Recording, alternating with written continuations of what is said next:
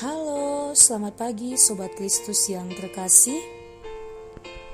Jumpa lagi dengan saya yang akan membawakan renungan edisi Jumat 24 Juli 2020. Mari kita bersama-sama mendengarkan Injil Tuhan pada hari ini yang terambil dari Injil Matius pasal 13 ayat 18 sampai 23. Sekali peristiwa, Yesus bersabda kepada murid-muridnya, "Dengarkanlah arti perumpamaan tentang penabur. Setiap orang yang mendengar sabda tentang kerajaan surga dan tidak mengerti, akan didatangi si jahat yang akan merampas apa yang ditaburkan dalam hatinya. Itulah benih yang jatuh di pinggir jalan. Benih yang ditaburkan di tanah berbatu-batu ialah orang yang mendengar sabda itu dan segera menerimanya dengan gembira. Tetapi ia tidak berakar dan hanya tahan sebentar saja. Apabila datang penindasan atau penganiayaan karena sabda itu, orang itu pun segera murtad. Yang ditaburkan di tengah semak duri ialah orang yang mendengarkan sabda itu, lalu sabda itu terhimpit oleh kekhawatiran dunia dan tipu daya kekayaan, sehingga tidak berbuah. Sedangkan yang ditaburkan di tanah yang baik ialah orang yang mendengarkan sabda itu dan mengerti, dan karena itu ia berbuah, ada yang 100, ada yang 60, dan ada yang 30 ganda." Demikianlah Injil Tuhan. Terpujilah Kristus.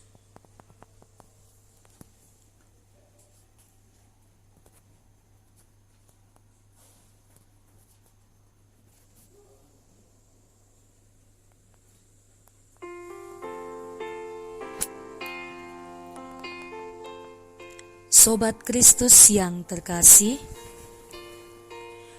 kita telah mendengarkan perumpamaan tentang penabur. Setiap orang yang telah mendengarkan sabda Tuhan, patutlah ia mengucap syukur, karena ia telah menerima benih yang telah ditaburkan dalam pikiran dan dalam hatinya. Benih yang telah ditaburkan di tanah hati kita masing-masing akan berbuah sesuai dengan tanah hati kita. Ada tanah yang baik, ada tanah yang berbatu-batu, dan ada tanah yang penuh dengan semak duri. Tanah itu sendiri melambangkan hati kita masing-masing. Dari jenis tanah hati itu, termasuk jenis manakah tanah hati kita?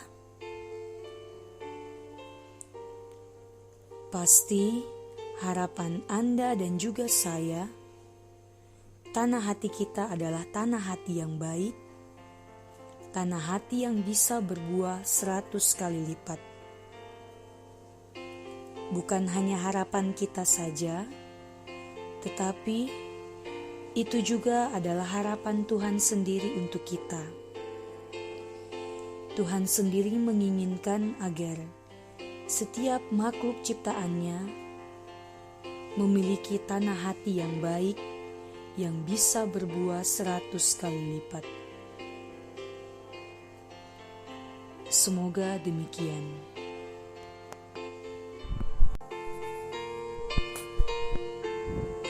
Sobat Kristus yang terkasih, marilah kita bersatu dalam doa. Dalam nama Bapa dan Putra dan Roh Kudus. Amin. Allah yang Maha Baik, kami mengimani kuasa kasih-Mu yang demikian melimpah. Hanya karena kasih-Mu lah kami sanggup melaksanakan tugas-tugas hari ini.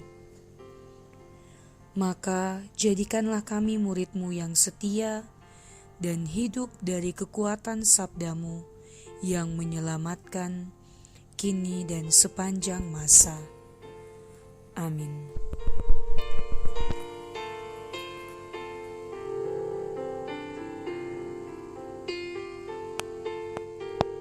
Sobat Kristus yang terkasih, saya mengucapkan terima kasih untuk saudari terkasih saya, Lia Hayon, yang telah menginspirasi renungan pada hari ini. Tuhan memberkati saudari dalam hidup dan karyamu di dunia ini. Akhirnya, terima kasih untuk semua yang telah mendengarkan renungan pada hari ini. Selamat beraktivitas untuk kita semua dan selamat berkarya di hari ini. Tuhan Yesus senantiasa memberkati kita sekalian.